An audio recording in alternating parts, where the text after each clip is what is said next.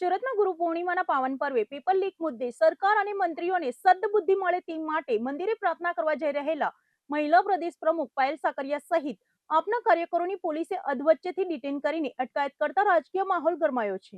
રાજ્યમાં અવારનવાર બનતી પેપર લીકની ઘટનાઓ અને યુવાનોના ભવિષ્ય સાથે થતા ખિલવાડ સામે વિપક્ષી દળો સતત આક્રમક મોડમાં જોવા મળતા હોય છે। ત્યારે ગુરુ પૂર્ણિમાના પાવન પર્વે સુરતમાં આમ આદમી પાર્ટીના મહિલા મોરચા દ્વારા પેપર લીક મામલે સરકાર અને તેના મંત્રીઓને સદ્બુદ્ધિ મળે તે હેતુથી મંદિરે જઈને ઈશ્વર સમક્ષ પ્રાર્થના કરવાનો એક વિશિષ્ટ કાર્યક્રમ યોજવામાં આવ્યો હતો। આમ આદમી પાર્ટીના પ્રદેશ મહિલા મોરચાના પ્રમુખ પાયલ સાકરિયાની આગેવાની હેઠળ મોટી સંખ્યામાં મહિલા કાર્યકર્તાઓ પૂજા અર્ચનાની સામગ્રી સાથે શાંતિપૂર્ણ રીતે મંદિરે પ્રાર્થના કરવા જઈ રહ્યા હતા।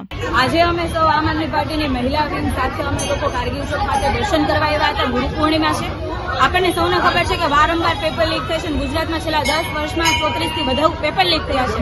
લાખો વિદ્યાર્થીઓનું જીવન આગમાં ધકેલાઈ ગયું છે, નિરાશાની અંદર ધકેલાઈ ગયું છે। ત્યારે આજે અમે એ લોકોને સદબુદ્ધિ મળે અને હમણાં ગઈ 20 તારીખે એટલે કે 8 દિવસ પહેલા પેપર લીક થયું BAMS નું અને આજ દિન સુધી એમાં કોઈ કાર્યવાહી નથી કરવામાં આવી। આ પેપર આરોગ્ય વિભાગ દ્વારા લેવામાં આવ્યું હતું, એની જવાબદારી આરોગ્ય વિભાગની આવે અને આરોગ્ય મંત્રી ગઈકાલે એવું નિવેદન આપે છે કે અમુક શબ્દ વાયરલ થયા હતા। 12 માંથી 11 પ્રશ્નો વાયરલ થાય છે, લાખો યુવાનોનું ભવિષ્ય અંધકારમાં જતું રહે છે અને આ ધારાસભ્ય એટલે કે અમારા કામરેજ વિધાનસભાના ધારાસભ્ય અને રાજ્યના આરોગ્ય મંત્રી એવો જવાબ આપે છે અમુક શબ્દ વાયરલ થયા હતા। તો એનો મતલબ એવો આખું પેપર બેઠે બેઠું છપાઈ જાય તો જ માનશે, બાકી 12 માંથી 11 પ્રશ્નો લીક થયા તો લીક નથી થયા કહેવાતા। શરમ આવવી જોઈએ, શરમ કે પેપર લીક થયા પછી એમાં કડક આદેશો આપવા પડે અને જે લોકોએ પેપર લીક કર્યું છે એમના વિરુદ્ધ કાયદેસરની કાર્યવાહી કરવામાં આવે।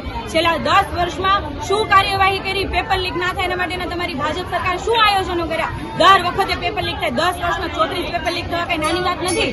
આમાં સામાન્ય માણસ શું કરે?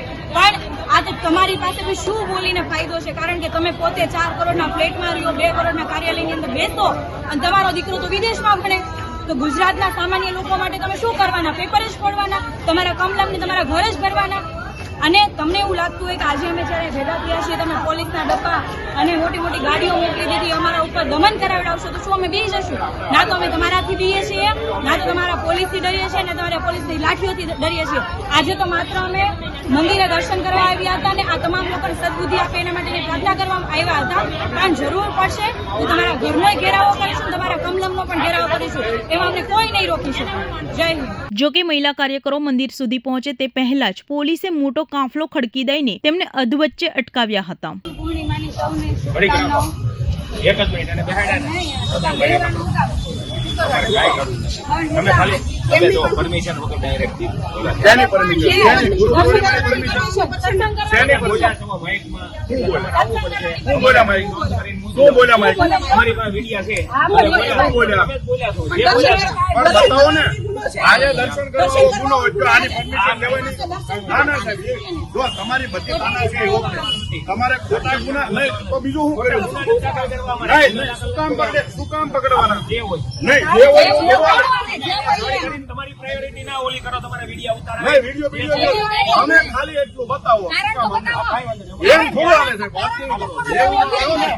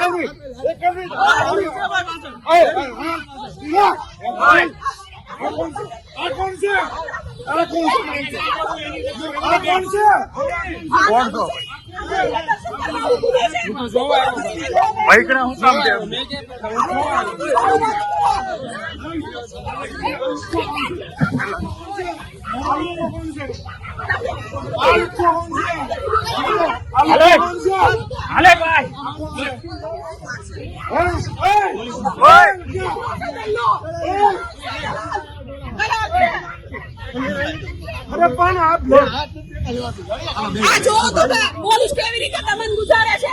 આ મંદિરમાં દર્શન કરવા આવવું પણ અમારા માટે બોલવાની થવા દો. શાંતિપૂર્ણ રીતે જઈ રહેલી મહિલાઓની પોલીસે અટકાયત કરતા માહોલ તંગ બન્યો હતો. પોલીસની આ અટકાયતી કાર્યવાહી સામે આમ આદમી પાર્ટીના મહિલા નેતાઓ અને કાર્યકરોમાં ભારે રોષ જોવા મળ્યો હતો. અટકાયત દરમિયાન મહિલા કાર્યકરો અને પોલીસ વચ્ચે ઉગ્ર બોલાચાલી અને ઘર્ષણના દ્રશ્યો સર્જાયા હતો. આપના નેતાઓએ આરોપ લગાવ્યો હતો કે સરકાર પોતાની નિષ્ફળતાઓ છુપાવવા માટે હવે ઈશ્વરના દ્વારે પ્રાર્થના કરવા જતી મહિલાઓ પર પણ કાયદાનો કોરડો વીંજી રહ્યા છે અને લોકશાહીમાં વિરોધ કરવાનો અને પ્રાર્થના કરવાનો અધિકાર પણ છીનવી રહ્યા છે. આમ આદમી પાર્ટીના સંગઠને આ ઘટનાને સરકારની તાનાશાહી માનસિકતા ગણાવીને આકરા પ્રહારો કર્યા હતા. પોલીસે પાયલ સાકરિયા સહિત તમામ મહિલા કાર્યકર્તાઓને ડિટેઇન કરીને સ્થાનિક પોલીસ મથકે ખસેડ્યા હતા. આ ઘટનાને પગલે સુરતના રાજકારણમાં ગરમાવો આવી ગયો છે અને પેપર લીકના મુદ્દે વિપક્ષ અને સરકાર વચ્ચેનો સંઘર્ષ વધુ ઉગ્ર બનવાના એંધાણ વર્તાઈ રહ્યા છે.